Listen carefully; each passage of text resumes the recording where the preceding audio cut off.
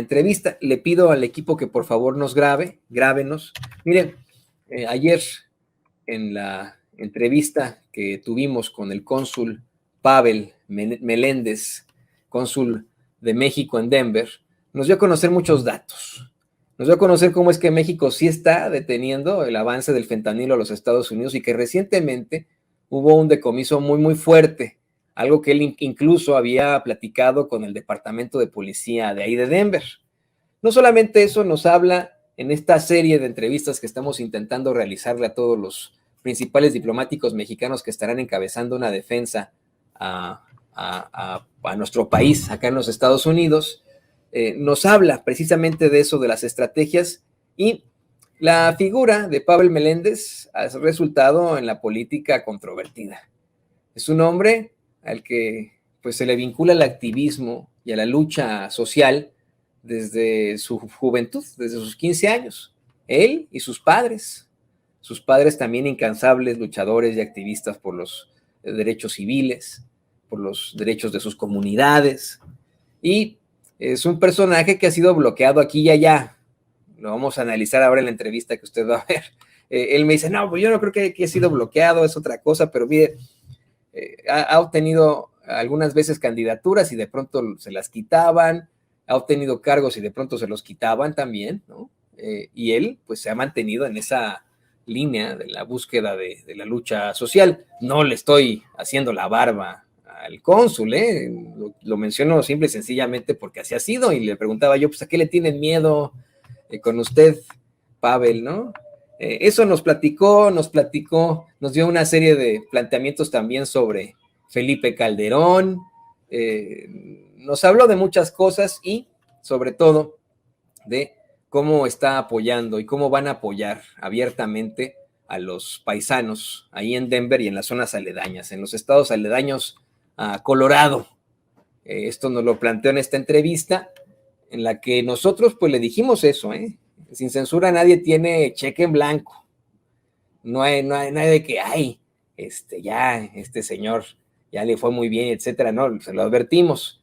Si usted tiene alguna queja del consulado de Denver, mándenosla, la vamos a poner y se la vamos a poner ahí al cónsul Pavel Meléndez, pero pues sí hay que destacar que hay muchos paisanos que nos han dicho estar muy satisfechos con la apertura de ese consulado para todos ellos, con el hecho de que pues llegaban muchos, como me comentaban, con la espada desenvainada, y pues cuando vieron que hasta el mero cónsul estaba ahí en donde estaban las ventanillas atendiendo, dijeron, no, pues qué diferencia a los faraones que teníamos en otras circunstancias.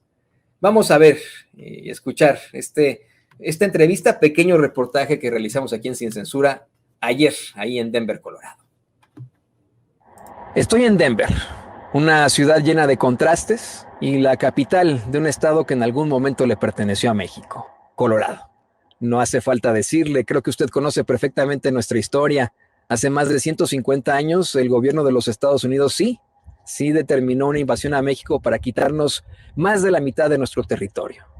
Hoy hay un llamamiento para otra invasión. Los politiqueros republicanos y algunos demócratas hacen ese llamado para que supuestamente se combata el crimen organizado con botas estadounidenses en nuestro territorio, algo que es verdaderamente cuestionable y que evidentemente tiene tintes políticos y electorales. Es por eso que venimos a esta ciudad que pues tiene una gran cantidad de paisanos luchando, echándole trancazos a la vida para entrevistar al cónsul de México en Denver, Pavel Meléndez. Quiero agradecerle desde un principio que nos haya permitido venir hasta acá, abrirnos las puertas de la casa que tienen aquí el consulado, aquí en Denver, porque está muy enfermo y eso habla mucho de nuestros funcionarios, de nuestros servidores. A pesar de la enfermedad, pues bueno, aquí están listos para responder las preguntas, para estar con la gente. Bienvenido, Pavel. Muchas gracias, Antonio. Muchas gracias a Sin Censura y a mi amigo Vicente Serrano y a todos los que lo siguen.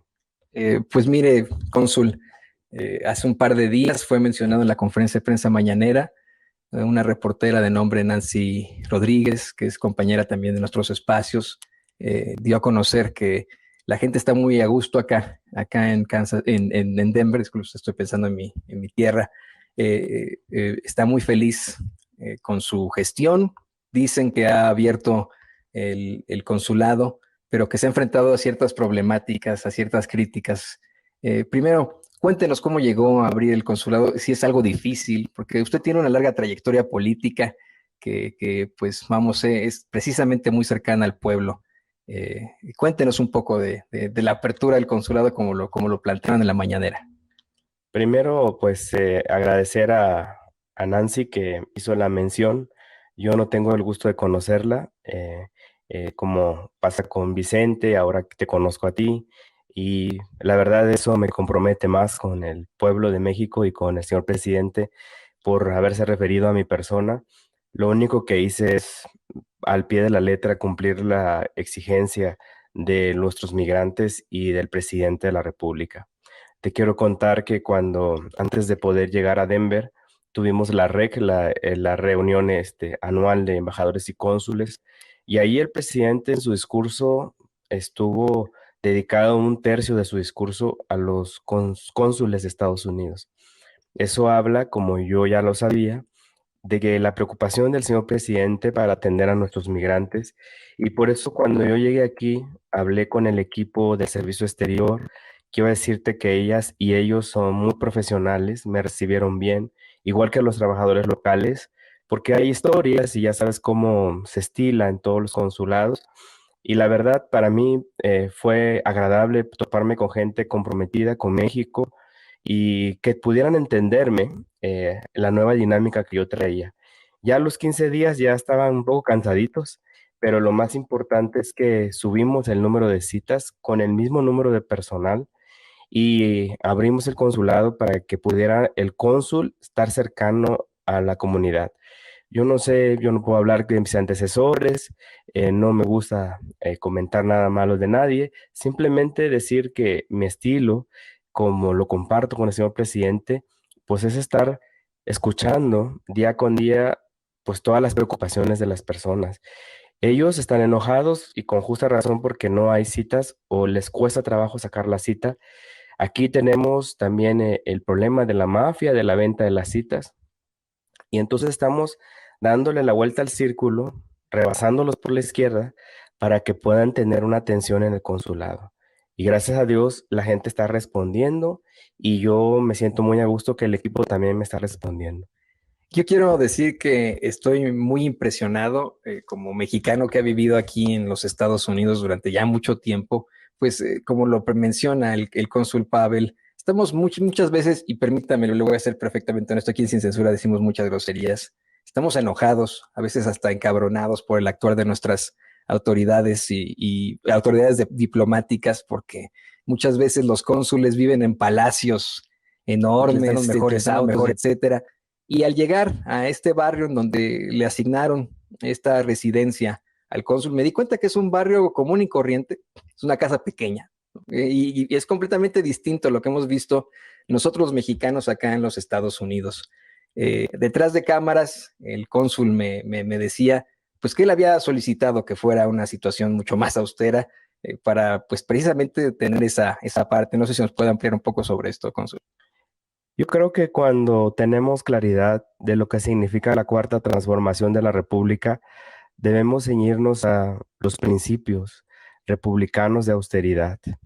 Te quiero compartir que el primer regalo que le hice al servicio exterior cuando yo llegué con los demás cónsules o vicecónsules es el apotegma de Benito Juárez sobre la austeridad republicana, que además él dijo en la tribuna cuando era diputado de Oaxaca, como yo también lo fui.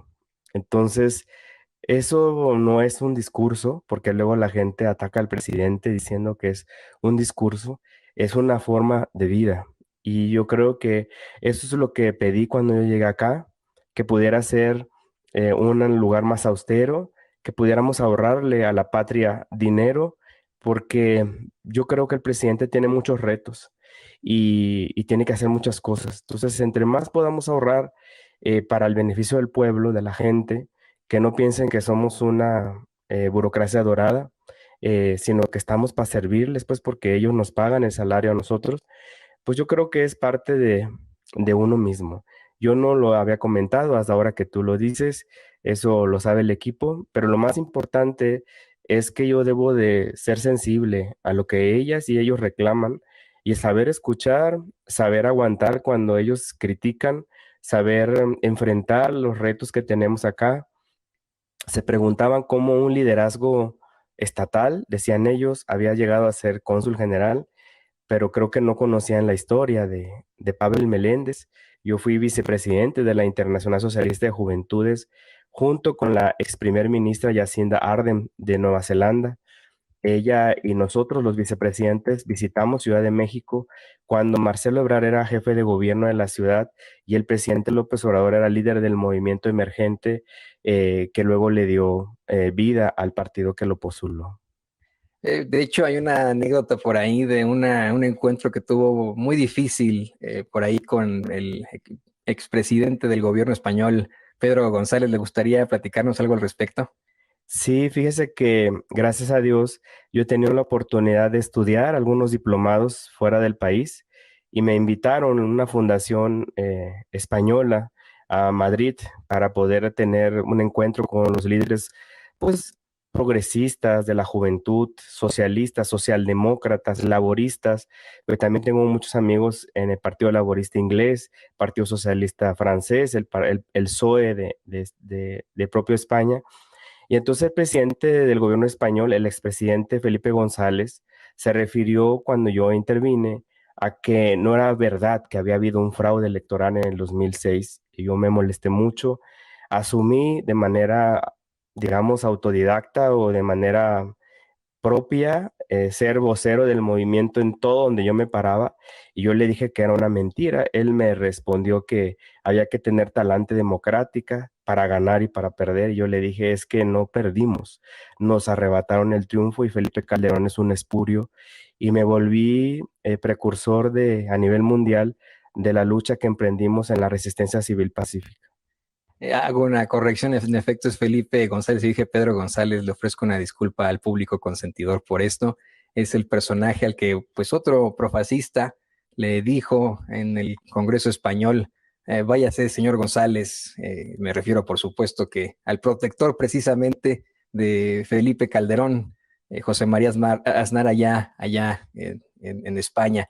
Y cónsul, pues bueno, yo sé que estamos platicando de el trabajo que se hace en el consulado, el apoyo que se tiene que dar a los paisanos que vivimos aquí en los Estados Unidos, pero ya que menciona a Felipe Calderón, sabemos que usted lo ha denunciado una y otra vez por crímenes de lesa humanidad. ¿Cómo va esa denuncia? ¿Solamente una denuncia que ha hecho en foros internacionales o planea en algún momento usted o alguien de su equipo que esto llegue a la Corte Penal Internacional? No, francamente, en el momento que vivimos la resistencia civil pacífica fue un proceso duro para el propio presidente de la República, para todos nosotros que somos el equipo que venimos con él. Yo conocí a López Obrador en 1997, estudiaba la Facultad de Ciencias Políticas de la UNAM y me parece importante denunciar estos hechos, crímenes de lesa humanidad que ahora vemos con el juicio del señor Genaro García Luna, quedaron en evidencia de lo que ya sabíamos muchos mexicanos. Entonces la denuncia fue política en su momento. Ahora que yo soy parte del servicio exterior, pues no puedo opinar mucho de la situación política mexicana ni tampoco de los Estados Unidos por la ley del servicio exterior, pero sí que sí creo que celebro que ustedes, que otros medios alternativos de comunicación le hayan dado seguimiento al juicio y que hayan cuestionado al propio abogado de cómo quería comprometer al presidente López Obrador en su estrategia de curarse en salud. El pueblo de México no es tonto, el pueblo de México está muy bien informado, ustedes ayudan mucho en eso y creo que no, ya no tienen escapatoria y el juicio de la historia los ha alcanzado. Bueno, pues esa es nuestra obligación, pero ahí estamos siempre para también servir a la comunidad como periodistas, que también somos servidores de la gente, con la verdad, con justicia. Cónsul, hay una directriz en estos momentos, hay una instrucción para que exista protección para nosotros los mexicanos acá en los Estados Unidos, para la defensa también de nuestro país ante el embate de varios politiqueros que como siempre nos utilizan como moneda de cambio los mexicanos y que muy cercano a las elecciones sacan propuestas verdaderamente estúpidas como una invasión a México. ¿Qué fue lo que le pidió el canciller Marcelo Ebrard para esta protección a los mexicanos que viven aquí en Denver, en las zonas aledañas, y para la defensa en México? Vea usted, yo creo que lo más importante es seguir en la ruta que nos habíamos marcado ya en el Consulado de Denver, informando al pueblo de México sobre nuestras actividades, primero de los servicios que otorga el consulado como tal, y luego, porque por ejemplo no saben que tenemos asesorías gratuitas, migratorias, que tenemos abogados consulares gratis en materia penal, en materia civil, en materia familiar, en materia laboral y en materia migratoria, obviamente. Entonces, en ese marco, queda bien que ahora nosotros podamos difundir los esfuerzos del gobierno de la República, del presidente López Obrador, que del combate al crimen organizado contra los estupefacientes.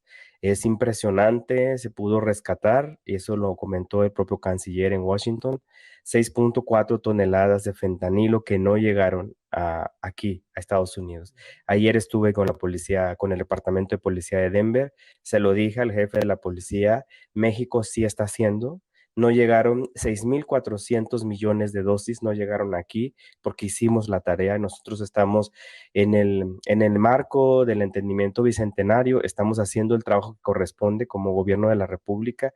Y qué decir de la cocaína, de las metanfetaminas, de las armas que siguen pasando de Estados Unidos a México y que de alguna manera pues se entiende, tenemos un presidente, un jefe de Estado que es un titán para leer políticamente los momentos y creo que él entiende la dinámica política en los Estados Unidos. Vea usted, los adversarios del propio presidente y su política exterior le apostaban a pelearse con Donald Trump y no lo logró. El presidente demostró mucho talante, vino a la Casa Blanca. Tuvimos un entendimiento cercano con el Partido Republicano en su momento. Cuando llegó el presidente Biden, todo el mundo decía, no, pues está enojado porque como se llevaba bien con Trump, pues va a fracasar con Joe Biden, cosa que no fue así. Yo decía con las contrapartes en su momento, son políticos veteranos que ya le saben, han pasado por muchas, y el presidente Biden no es una persona improvisada. Entonces el presidente López Obrador ha sabido marcar la pauta de cómo la cooperación tiene que escalar a otro nivel. Gracias a este esfuerzo se terminó con el desastre del Plan Mérida y se pudo dar paso al entendimiento del Bicentenario para que pudiésemos dar resultados. ¿Cuál es el mensaje, además de esto que ya rescatamos de los fentanilos que no llegaron a Estados Unidos? Que México sigue comprometido para que pueda seguir colaborando con las autoridades americanas y segundo, que no vamos a dejar de informar al pueblo de México que está aquí en los Estados Unidos. Mi circunscripción aparentemente tiene 1 millón de mexicanas y mexicanos y voy a ir a la mayor parte de los condados, a los 3 estados que me toca Wyoming, Montana y Colorado donde estamos para que pues sepan de lo que estamos haciendo. Y ayer se lo dije a la policía de Denver y estaban muy satisfechos, sorprendidos de que nosotros estamos haciendo algo contra las drogas. Y algo salió en los medios de comunicación corporativos acá en los Estados Unidos.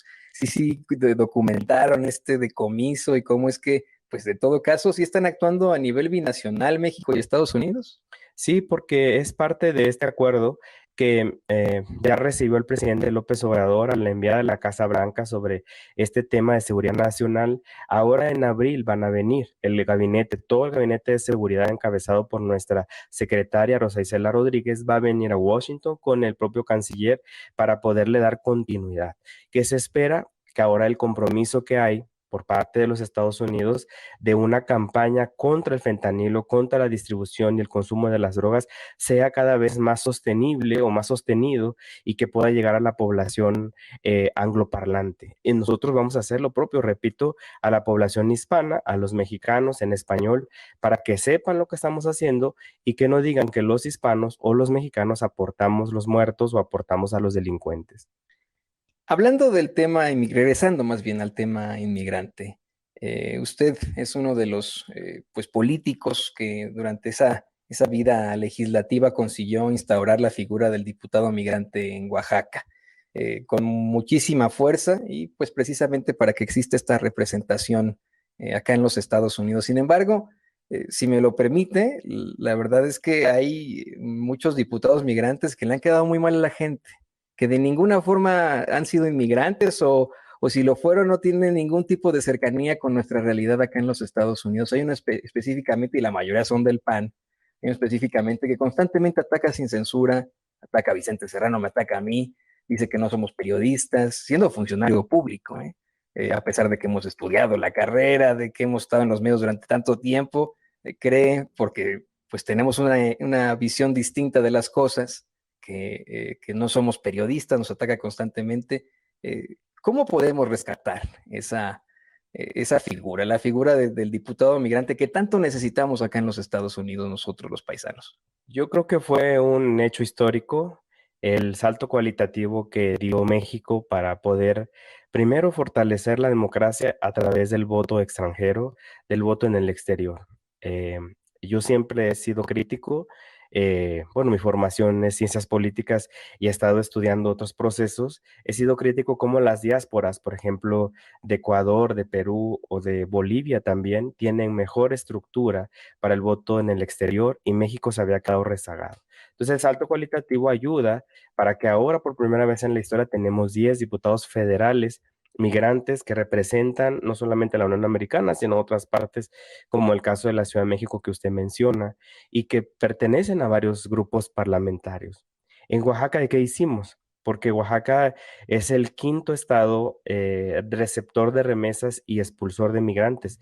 Yo siempre, pues no presumo, sino siempre aclaro, fui presidente de la Comisión de Migración y Asuntos Internacionales de la Cámara de Oaxaca, de que nosotros somos un estado expulsor de migrantes, transmigratorio, porque pasan los hermanos centroamericanos, pero también somos receptor de migrantes. Cuando fundamos esa comisión, para mi sorpresa, hubo casi 11 cónsules que radican en la ciudad de Oaxaca, de 11 naciones diferentes. Eso habla de cómo están teniendo cada vez más, y aquí lo estoy notando, preferencias para irse a vivir a Oaxaca. Entonces, tenemos 2.5 millones de oaxaqueñas y oaxaqueños viviendo en la Unión Americana. En ese semestre aportaron más de 1.050 millones de dólares de remesas y creo que va aumentando cada año más. Y fue muy dura el debate y la discusión, porque primero algunos líderes migrantes pensaban que era mejor poner una circunscripción diferente o una circunscripción aparte o un distrito local aparte, y entonces entramos en el debate que luego el Instituto Nacional Electoral no nos deja avanzar con el Registro Nacional de Electores. Y pudimos, gracias a la participación de todos los diputados de todos los partidos políticos, nos costó mucho pues, casi 2 años en el tiempo de la pandemia para que aceptaran la reforma. ¿Cómo va la reforma? Pudimos quitarle un diputado plurinominal a cada partido, es decir, en el primer bloque de 5, porque la lista oaxaqueña es de 17, entonces para que no queden de relleno, le postulamos que en el primer bloque del 30% de las candidaturas, todos los partidos puedan postular a una mujer o un hombre con calidad migrante o binacional. Y pusimos candados. Uno de los candados, que es algo que también nosotros estamos promoviendo en el consulado, es que esté en el registro de electores en el exterior y que compruebe un trabajo comunitario con la comunidad migrante. Y un líder comunitario, me parece que de Filadelfia, otros amigos líderes comunitarios de Los Ángeles, porque la comunidad, la diáspora oaxaqueña está más ubicada en California, en Illinois, en Nueva York. Me cuestionaron porque dijeron, oiga, diputado, ¿y cómo le vamos a hacer si nos quieren meter un cachirul? Y yo le dije, pues, que se atrevan los partidos a meter los cachirules porque ustedes mismos van a aportar la votación a la lista. Es decir, que cuando llegue el 2024, que es el primer ejercicio que se va a hacer, van a tener una boleta electoral especial, todos los oaxaqueños que se registren para votar, y van a elegir el partido de su preferencia para que abone digamos, el voto a la lista de su partido de preferencia. Entonces, lógicamente, si un partido está metiendo un cachirul, alguien que nada más está simulando, pues ellos mismos van a saber no votar por ese partido político. Fue muy difícil, también encontré resistencias al interior de Morena, pero lo logramos. Después el gobernador publicó la reforma cuando fue el mes de Oaxaca en Estados Unidos. No sé si recuerdas, al final de mi legislatura lo venimos a anunciar en Washington con el embajador Esteban Moctezuma, el gobernador en ese momento, y su servidor. para que se sepa la comunidad migrante que eso ya se va a hacer en el 2024. No me lo dejaron hacer para el 2021, pero al menos ya queda. No es perfecta, es perfectible, yo lo entiendo, pero ya no se parte de cero. Y eso es lo importante, que ya tienen una base sólida de un representante que puede tener uno, dos o hasta tres diputados, no solamente un diputado en Oaxaca. Déjeme hacer un paréntesis para hablar precisamente de Oaxaca, de esta diáspora de oaxaqueños. Me imagino que muy pronto estaremos celebrando como fiesta nacional la Guelaguetza aquí en los Estados Unidos, en cualquier estado. Yo precisamente he tenido la oportunidad de asistir a muchísimas de las fiestas patronales de muchos pueblos de Oaxaca, aquí en Estados Unidos, en Illinois, como bien lo decía aquí el cónsul Pavel. Pero esto usted decida si no lo responde aquí sin censura. Usted tiene una trayectoria larga de más que en la política, en la resistencia social. Eh, pues tiene una historia muy interesante en cuanto a sus estudios, su familia, su padre. ¿Le gustaría elaborar sobre su vida en Oaxaca, sobre su padre, sobre las razones por las cuales buscó usted llegar hasta estos momentos de representación a la gente? Se lo pregunto porque tengo una cuestión más adelante sobre lo que ha pasado con su vida política. Sí, es algo complejo de contestar. Yo creo que todos somos producto de una historia. La historia personal del cónsul Pavel Meléndez, pues no la escribí yo nomás. O sea, fue la familia, de una familia muy unida en el istmo de Tehuantepec. La otra parte de mi mamá es de Chiapas, por ejemplo. O sea, estuve entre los dos estados conviviendo siempre. Estudié la preparatoria también allá. Entonces, cuando llego a Ciudad de México, me encuentro en el movimiento, me tocó la huelga de la UNAM, el movimiento del 2000, cuando querían privatizar la universidad. Y eso me puso a reflexionar que el legado que había dejado mi señor padre, que en paz descanse, como fundador o cofundador de la Coalición Obrero Campesino Estudiantil del Istmo, la COSEI, que en su momento fue uno de los primeros gobiernos de izquierda en el Istmo de Tehuantepec. Él iba a ser ese año que murió en el 85 candidato por el PSUM, alcalde en Ciudad de Ixtepec, de donde nosotros somos. Y toda esa historia me decían los mayores, oye, no puedes traicionar el legado de tu papá, no puedes traicionar la lucha, la congruencia política. Y después de que pasaron los años, yo encontré en la figura del licenciado López Obrador esa congruencia que yo buscaba. Y entonces no titubeé y seguí la pista. Lo primero que hicimos es en el 2000 tratar de hacerlo jefe de gobierno, que por poco y perdemos en el año 2000. Y luego ya en el 2006, yo mismo fui funcionario del gobierno de la Ciudad de México cuando él fue jefe de gobierno. Y después en el 2006 a luchar, que fue lo que hablamos ahora de la impronta que tuve con el expresidente Felipe González, porque fue una atrocidad lo que sufrió el país, un retroceso. Y por eso ahora el debate de la reforma del Plan B me parece realmente muy hipócrita para algunos personas que en ese momento con el 0.5% estaban, pero digamos, no les importaba matar a nadie y no les importaba dejar al país ensangrentado. Al cónsul lo han bloqueado muchas veces desde que estuvo en el PRD, lo han bloqueado en sus candidaturas, lo han bloqueado ya siendo candidato de algunas situaciones que buscaba él en la política, y ha sido bloqueado también en Morena, hay que decirlo con todas sus letras. Recientemente no pudo precisamente ser reelecto en su cargo como diputado. Y ha sido, le digo yo, usted revise la historia del cónsul Pavel, pues bloqueado una y otra vez. ¿A qué le tiene miedo, Pavel? Pues yo no lo veo como un bloqueo sistemático, yo lo veo como parte de la dinámica normal de la política partidaria. Eh, Tiene uno que tener los pies en la tierra, primero porque uno tiene la facilidad o quiere uno aportar un granito de arena a la transformación. Eso fue gracias a llamado del presidente López Obrador. Fui el primer candidato a diputado federal por el distrito de Tehuantepec, en el Istmo. Me tocaba Salina Cruz, que por cierto, aunque yo perdí la elección en 2015, mi vecina sí ganó, que es Rocío Nale, en el norte del Istmo. en Coatzacoalcos, pues. Y nosotros sí ganamos la ciudad de Salina Cruz y otros pueblos por los petroleros, porque estaban hartos de la política tradicional. Entonces, las dinámicas políticas y dentro de los partidos se da de una manera sui generis. Hay liderazgos fuertes en los estados, en las regiones, y a veces no necesariamente comparten la visión que uno tiene de hacer política al ras de tierra. Yo tengo que tener, y lo digo con mucho orgullo, nunca entregué una despensa para poder pedir un voto. No me parece adecuado. Creo que lucrar con la desgracia y la miseria de la gente es para mí un desacierto. Eh, si viste mi mensaje cuando estuve en mi primer mensaje a la comunidad aquí, yo digo, yo vengo del México profundo. Entonces, cuando no te olvídate tus raíces, pues cuando llegas a un cargo, pues lo menos que tienes que hacer es saber responder a esa demanda social. Como diputado estatal, que fui vicepresidente del Congreso, vicecoordinador, vocero y luego presidente de las comisiones que te comento, traté de dar mi mejor esfuerzo. Después el partido me pidió que me anotara a las federales porque ese fue el mandato del movimiento, porque te digo, en el 2015 fui federal y en el 18 también, pero ahí en el acomodo de la coalición me rebotaron a la estatal.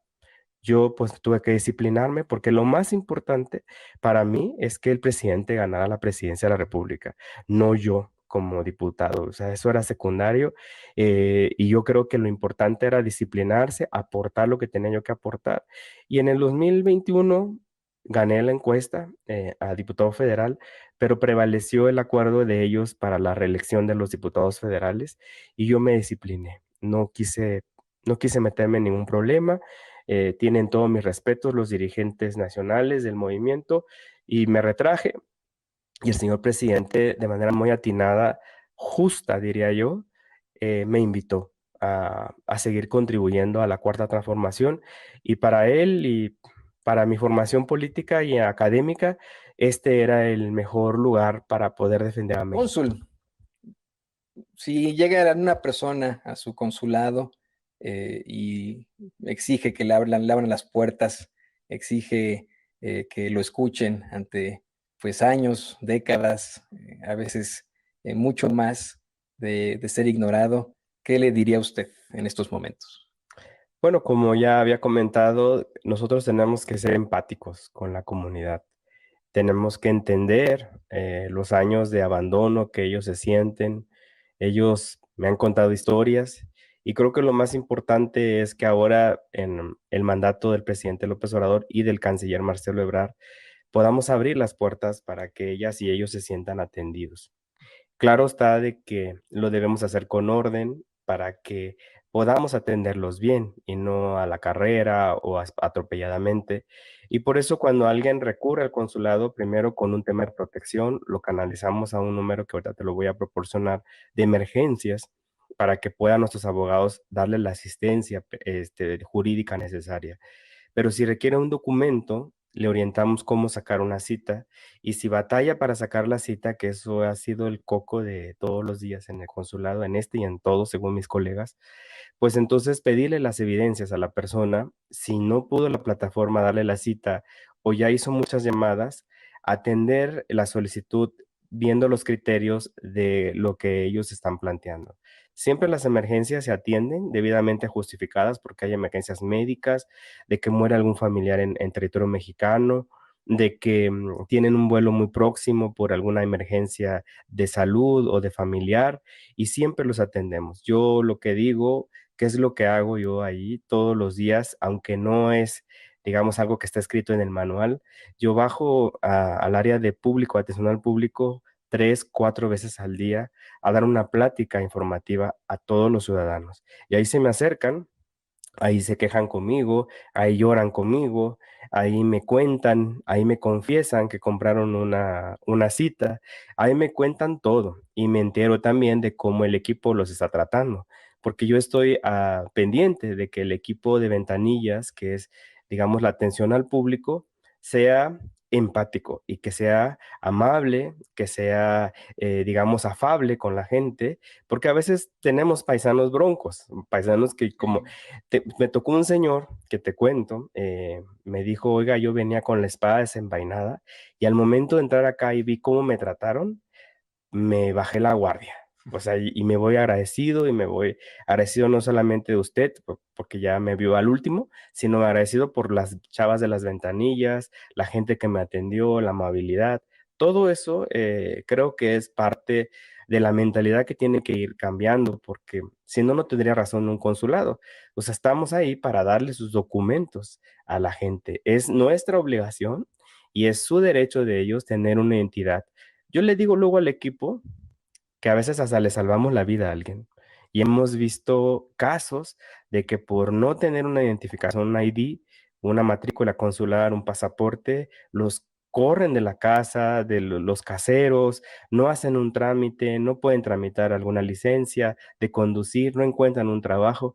Es decir, esa empatía es la que todos los días trato de recordarle al equipo y que yo mismo también me lo recuerdo cuando alguien me reclama, a veces sin motivo aparente, pero sí los termino comprendiendo porque son años de abandono. ¿Cómo van a enfrentar el problema de la venta de las citas aquí en el consulado de Denver? Vuelvo a repetir, todos los consulados tenemos ese flagelo.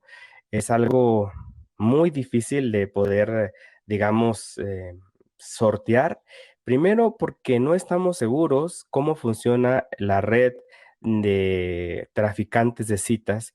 En algunas tiendas donde venden productos mexicanos ya hay números, en el Facebook hay números y la gente te lo dice. Lo primero que tenemos que hacer es simplificar la forma en que saquen la cita.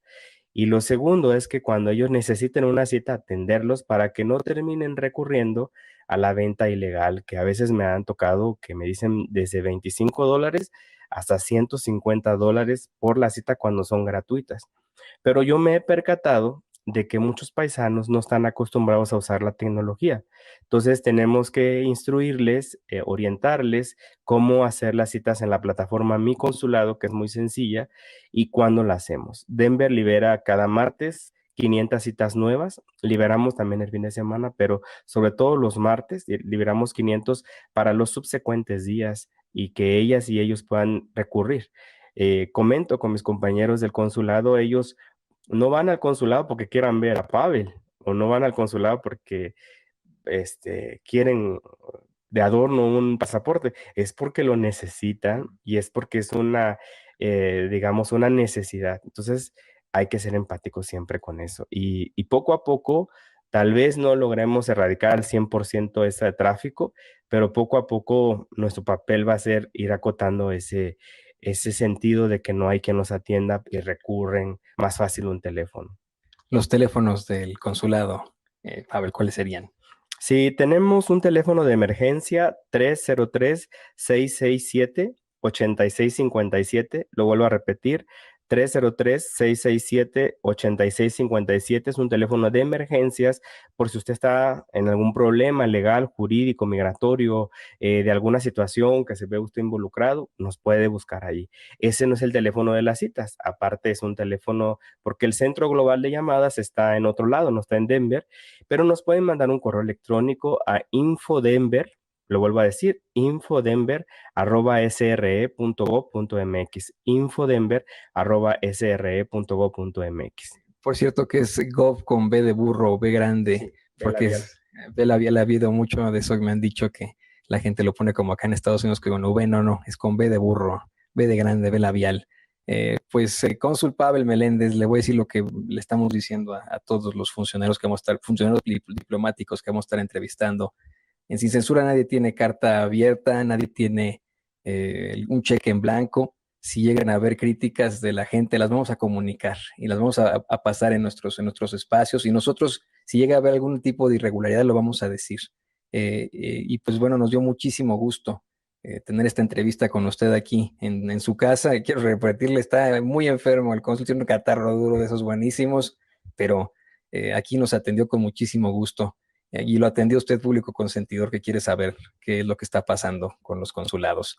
No sé si quiera cerrar con algo. Muchas gracias, Antonio. Muchas gracias a Sin Censura, a Vicente Serrano, y decirles que estamos abiertos para todos la difusión que ustedes nos ayuden para poder mejorar el servicio. Por supuesto, las críticas serán bienvenidas y estamos a la orden del pueblo de México, de nuestra diáspora, y que, como lo dije en el City Hall de Denver cuando fui mi reunión con la comunidad, tenemos que hacer latir el corazón de México en los Estados Unidos, pero bien.